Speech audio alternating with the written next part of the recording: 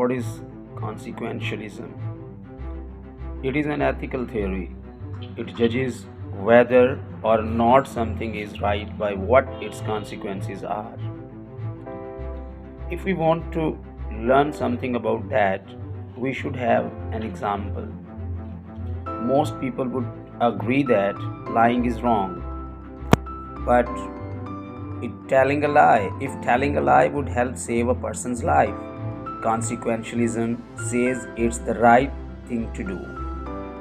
Actually, consequentialism is divided into further two terms. First one is utilitarianism and second one is hedonism.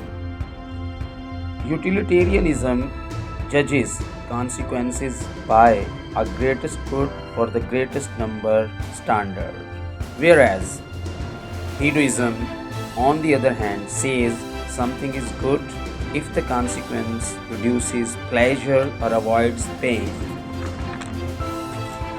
Basically, consequentialists believe in these two theories, but at the same time, there is also a criticism on consequentialism.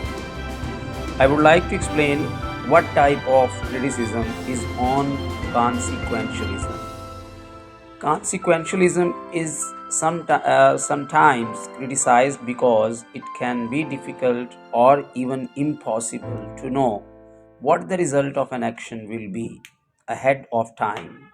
Indeed, no one can know the future with certainty.